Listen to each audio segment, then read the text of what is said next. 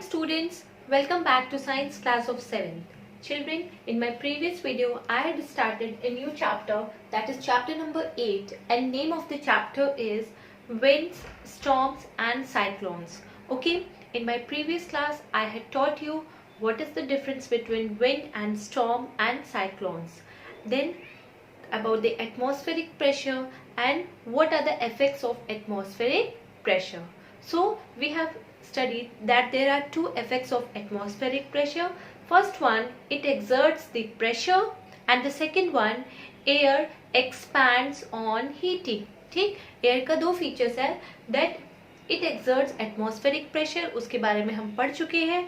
Now in today's session I will be telling you about the next topic, that is air expands on heating. expand मतलब बढ़ना. तो जब air को हम heat करते हैं तब वो एक्सपैंड होता है. Okay, so today we will study about that air expands on heating. When air is heated it volume increases and occupies a bigger space. जब एयर हीट अप होता है तो उसका वॉल्यूम यानी शेप साइज बढ़ जाता है और वो स्पेस ऑक्युपाई कर लेता है. Okay, we say that air expands on heating, और इसी को हम कहते हैं that air expands on heating. The fact that air expands on heating can be demonstrated by performing as this activity. इस fact को हम इस activity के through बता सकते हैं. First of all, take a boiling tube. सबसे पहले आपको एक test tube लेना है. The empty boiling tube contains air. We cannot see this air. हमें पता है कि everything is having air. हर चीज में air होता है, तो उसमें भी air होगा empty boiling tube में. Take a balloon, stretch the mouth of the balloon and fix it tightly over the neck of the boiling tube. तो एक balloon लीजिए और उसको टेस्ट ट्यूब के मुंह के ऊपर स्ट्रेच कर दीजिए, बांध दीजिए और फिक्स कर दीजिए. Make the joint of balloon with the neck of boiling tube airtight by wrapping some adhesive tape over it. ठीक, आप देख सकते हैं फिगर में. तो इस तरह आपको करना है और आपको ऐसा लगता है कि अगर वो निकल जाएगा तो एक एडहेसिव टेप लगा दीजिए so that it fits well. Take some hot water in a beaker. Place the boiling tube in the hot water in the beaker. After 2-3 minutes, we will see that balloon gets inflated. This can be explained as follows. When the boiling tube is placed in hot water, the air present in boiling tube gets heated, expands, and its volume increases. The increased volume of air fills the balloon, due to which the balloon gets inflated. So, it is the expansion of air on heating which inflates the balloon when the boiling tube is placed in hot water. From this activity, we conclude that air expands on heating. तो इसमें हम क्या करेंगे, सबसे पहले एक test tube लेंगे, उसके माउथ पे बैलून इन्फ्लेट कर देंगे और उसको एडहेसिव टेप से फिक्स कर देंगे. Now we will take a beaker, उसमें कुछ वाटर हॉट करेंगे और वो बॉइलिंग ट्यूब उसमें डाल देंगे. After 2 to 3 minutes we will observe that जो बैलून था, डिफ्लेटेड बैलून था, वो धीरे धीरे इन्फ्लेट होने लगा. क्यों? क्योंकि एयर एक्सपैंड होने लगा और उसका वॉल्यूम और शेप साइज इंक्रीज होने लगा. जो एयर मॉलिक्यूल्स थे वो बढ़ने लगे, जिस कारण वो बैलून इन्फ्लेट हो गया. So through this activity we can say that air expands on heating. जब एयर को हम हीट करेंगे तो वो एक्सपैंड करेगा, उसका वॉल्यूम बढ़ेगा और बैलून इन्फ्लेट हो जाएगा. Okay, now if we take out the boiling tube from hot water and allow it cool, after some time the balloon will get deflated. और जैसे ही hot water से बाहर निकालेंगे, कुछ मिनट बाद आप देखेंगे बैलून फिर से डिफ्लेट यानी कि पिचक जाएगा. This is because the air present in boiling tube and balloon contracts on cooling, due to which its volume increase and balloon gets deflated. और ऐसा क्यों होता है? क्योंकि जो बैलून रहता है वो उसके अंदर का जो एयर था वो कॉन्ट्रैक्ट हो जाता है, ठंडा होने के बाद सिकुड़ जाता है, जिससे कि वो डिफ्लेट हो जाता है. Now clear with this activity? Okay, now hot air is lighter than cold air. हमें पता है गर्म हवा ठंडी हवा से क्या होती है, हल्की होती है. We have just studied that air expands on heating and occupies more space. हमने पढ़ा कि एयर जो होती है वो ज़्यादा एक्सपैंड करती है जब वो हीट हो जाती है और ज़्यादा स्पेस भी लेती है. Now when the same air occupies more space, it becomes lighter. This means that hot air is lighter than cold air. तो इससे हमें पता चलता है कि जो hot air होती है वो cold air से क्या होती है, lighter होती है. Now when air gets heated at a place, it expands, becomes lighter and rises up in the sky. तो जहाँ कभी किसी भी एरिया का एयर अगर हीट अप हो जाता है तो वो हल्का होके ऊपर चला जाता है स्काई में. In other words, hot air rises up. और सिंपली हम कह सकते हैं कि हॉट एयर हमेशा ऊपर की ओर जाएगी. Okay, we will now describe this by activity. अब इसको भी मैं आपको एक एक्टिविटी के थ्रू बताती हूँ. फर्स्ट ऑफ ऑल आपको क्या करना है, take 2 paper bags. 2 paper bags लेना, जो वो ठोंगा होता है कागज का या प्लास्टिक पैकेट, मतलब होते हैं कागज के जो पैकेट होते हैं, आप रिलायंस या जियो में जाओगे तो आपको मिलते हैं वो ऐसे, ठीक, ऑफ द सेम साइज, दोनों का साइज सेम होना चाहिए. Hang the 2 paper bags in the inverted position. अब दोनों पेपर बैग्स को इन्वर्टेड पोजिशन में हैंग करना है, टांगना है. इन्वर्टेड मतलब उल्टा, जहां से वो खुला है वो खुला वाला पोर्शन नीचे होना चाहिए. Okay, with the help of a short thread, धागों से बांध दीजिए. ठीक, tie a piece of thread in the middle of the stick. और स्टिक के बीचों बीच एक थ्रेड बांध दीजिए, जैसा कि आप फिगर में देख सकते हैं. ठीक है, the wooden stick with 2 paper bags tied at 2 ends will hang like a common beam balance. तब जब आप एक लकड़ी से बांध के धागे से लटका देंगे तो आप देखेंगे वो एकदम तराजू की तरह काम कर रहा है. ठीक, initially the wooden stick is perfectly horizontal, showing that the 2 paper bags contain an equal mass of the same air. तो स्टार्टिंग में आप देखेंगे कि दोनों का जो पोजीशन है वो सेम रहेगा, एकदम हॉरिजॉन्टल रहेगा, क्योंकि उनमें इक्वल मास ऑफ एयर है. But when we put a burning candle below the open mouth of the left side of the paper bag, लेकिन जब हम एक बर्निंग कैंडल एक पेपर बैग के लेफ्ट साइड के पेपर बैग में, जैसा कि आप फिगर में देख सकते हैं, लेफ्ट साइड के पेपर बैग में लगाएंगे तो क्या होगा, we will see that after some time the left side of the wooden stick goes up. आप देखेंगे लेफ्ट साइड वो क्या हो रहा है, धीरे धीरे ऊपर उठने लग रहा है. क्यों? बिकॉज उसमें की गैस क्या हो गई है, हल्की हो गई है और ठंडी हवा भारी हो गई है. तो जो भारी होगा वो नीचे की ओर जाएगा और गर्म हवा ऊपर की ओर जाएगी. ठीक, this observation can be explained as follows. When a burning candle is placed below the left side paper bag, the air above the candle flame gets heated. The hot air, being lighter, rises up and fills the left side paper bag by displacing the heavier cold air from it. जिसके कारण जो गर्म हवा वाली थैली थी वो ऊपर की ओर चली जाएगी और हैवी वाली जो थैली थी वो नीचे चली जाएगी. ठीक, so this proves that hot air is lighter and being lighter hot air rises up. तो इस एक्टिविटी से हमें पता चला कि हॉट एयर क्या होती है, हल्की होती है, और जो चीज हल्की होती है वो हमेशा ऊपर की ओर जाएगी. Okay, clear?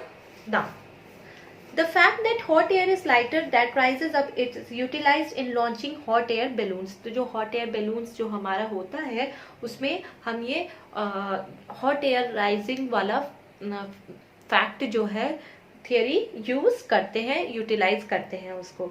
ठीक है, A white, grey और black substance emitted a burning substance is called a smoke. जब कोई चीज जलती है तो ब्लैक कलर का या व्हाइट कलर का उसमें धुआं निकलता है, जिसे हम कहते हैं smoke. Smoke always rises up. आपने देखा होगा कि धुआं हमेशा ऊपर की ओर जाता है. Okay, this can be explained as follows. Smoke is produced by the burning of a substance, therefore smoke is always accompanied by hot air. Smoke कब produce होता है, जब हम किसी substance को गर्म करते हैं. जब वो चीज गर्म हो जाती है, जल जाती है, तो जो warm air होता है वो ऊपर आता है. Since warm air is lighter, therefore smoke contained in warm air always rises up. तो warm air हल्की होती है, इसलिए warm air के साथ जो smoke होता है वो भी हल्का हो जाता है, वो ऊपर की तरफ जाता है. The air inside a house gets warmed by body heat of all the persons living in the house and also by the burning of fuels. If we want to buy a house, then we should buy a house having windows as well as ventilators. इसलिए आपने देखा होगा कि जब ढेर सारे लोग एक जगह गैदर हो जाते हैं तो वहाँ पे क्या होता है, बहुत ज़्यादा गर्मी बढ़ने लगती है. इसलिए हमें ऐसा हाउस खरीदना चाहिए जिसमें प्रॉपर डोर्स एंड विंडोज हो, जिसमें प्रॉपर वेंटिलेशन हो.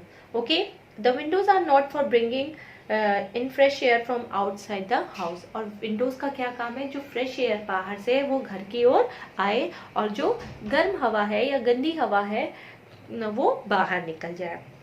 The ventilators take out the warm and stale air inside from the house. ठीक है, the presence of ventilators in the house increases of our comfort. और जो रोशनदान होता है, वेंटिलेटर्स होता है, वो क्या करते हैं, हमारे कंफर्ट को बढ़ाते हैं, फ्रेश एयर को अलाउ करते हैं अंदर आने के लिए, और बैड एयर, स्टेल एयर जो फुल ऑफ कार्बन डाइऑक्साइड होता है वो बाहर जाता है। ठीक। In nature there are several situations when air at a place gets heated. तो नेचर में कई ऐसे सिचुएशन होते हैं जब जो आसपास का एयर होता है वो हीटेड अप हो जाता है, becomes lighter and rises up. When air at a place gets heated and rises up, then the pressure at that place is lowered. जहाँ जिस एरिया में हवा हल्की हो जाती है, गर्म हो जाती है, वहाँ का प्रेशर ऑटोमेटिक क्या हो जाएगा, रिड्यूस हो जाएगा, कम हो जाएगा। The cold air from the surrounding areas rushes to fill the space vacated by the hot rising air। और जो जब हॉट एयर ऊपर चली जाएगी गर्म होके, तो वहाँ की जगह खाली हो जाएगी, तो उसको ऑक्यूपाई करने के लिए कोल्ड एयर आके स्पेस फिल कर लेता है, जैसा कि हमने लैंड ब्रीज और सी ब्रीज में इसके बारे में पढ़ा है। ठीक। This leads to the blowing of winds, जिसके कारण विंड ब्लो करता है, जैसे विंड में ही लैंड ब्रीज और स्लो ब्रीज, लैंड ब्रीज और सी ब्रीज भी आएगा। Now we will study how wind is produced, कैसे विंड प्रोड्यूस होता है। Wind is the movement of air which depend on the difference in air pressure. Wind क्या है, air का movement है जो कि एयर प्रेशर के अलग अलग डिफरेंस के कारण क्रिएट होता है किसी दो रीजन्स में। Air moves from the region of high pressure to the region of low air pressure in the atmosphere.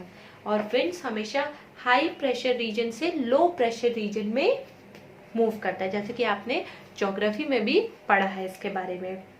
The greater the difference in air pressure, the faster the air moves। जितना ज्यादा air pressure में difference होगा, उतना ही speed में wind blow होगा। Thus, the speed of wind depends on the difference of air pressure between the two regions. The greater the difference in the air pressure between two regions, the faster the wind blows। तो जितना ज्यादा difference होगा, उतना ही ज्यादा pressure के साथ wind blow करेगा।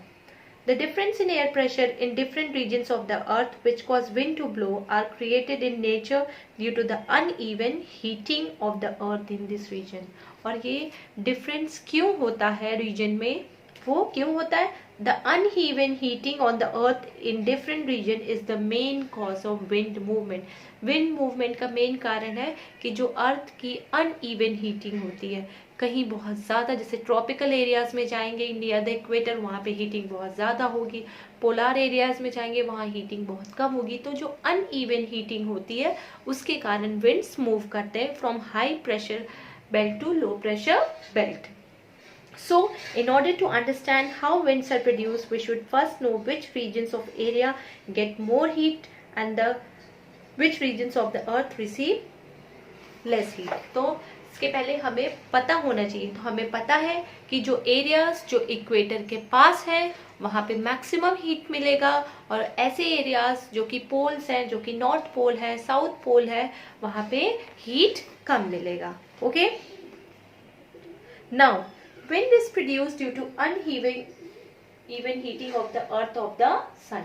wind कैसे प्रोड्यूस होता है, हमें पता है uneven heating of the earth के द्वारा होता है। ठीक।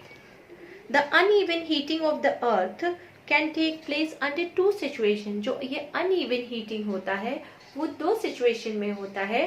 The first one is uneven heating between the equator and the poles। जो uneven heating होता है सबसे पहले किस में होता है, equator and poles। okay, and the second one is land and water of oceans। land and oceans, जिसके कारण यहाँ पे लैंड ब्रीज और सी ब्रीज होता है। ओके, जो कि हम साइंस में भी पढ़ चुके हैं और एसएसटी में भी पढ़ चुके हैं। तो सबसे पहले जो डिफरेंस होगा that is between the equator and the poles. ठीक है, and the second one is from the land and the oceans. Now we will study about wind is produced by uneven heating between equator and poles of the earth। as you can see that the regions close to the equator of the earth get the maximum heat from the sun, so air in equatorial region gets heated and becomes warm। तो ऐसे areas जो equator के पास है वो जल्दी heated up हो जाएंगे और जल्दी गर्म हो जाएंगे। The warm air rises in the equatorial regions of the earth creating an area of low pressure. तो जो वार्म एयर है हमें पता है हल्की हो जाएगी और वो ऊपर की ओर चली जाएगी, जिससे कि लो प्रेशर क्रिएट हो जाएगा। The winds produced by the uneven heating of the earth between the equator and the poles do not blow in the exact north-south direction। तो जो ये winds produce होते हैं ये north-south direction में blow नहीं करते हैं, because a change in the direction of wind is caused by the rotation of the earth on its axis। Okay, now the second point is the uneven heating between the equator and the poles and uneven heating of land and water of ocean। What happens in this? In summer, land near the equator of the earth heats up faster than the water in the ocean। तो summer में जो land है as compared to water जल्दी heat up हो जाएगा, and the temperature of land is higher than that of the water oceans। ठीक है, तो जिस कारण क्या होगा, the winds blowing from the oceans toward the land in summer are called as monsoon winds। ठीक है, and the monsoon winds coming from the southwest direction in summer carry a lot of water vapor from the Indian Ocean and bring heavy rain। ठीक, इसलिए इन्हें monsoon wind भी कहा जाता है because they bring rain। The summer season is very important to the farmers in our country because most of the annual rainfall occurs at this time only ज़्यादातर। और हमें पता है कि India is an agricultural country, so most of the farmers depend on rain for irrigation। Okay, many farmers in our country depend mainly on rain for the irrigation of their crops। Okay, so we have just learned that summer wind blows from the ocean towards the land। तो हमने पढ़ा कि जो summer wind होता है वो ocean से land की तरफ blow करता है, but during winter wind blows from the land towards the ocean। लेकिन winter में क्या होता है, जो wind होता है वो land से कहाँ जाता है, ocean की तरफ जाता है। summer में ocean से land की तरफ, लेकिन winter में land towards the ocean। ठीक, so in India we get cooled much more in winter than the water in the Indian Ocean।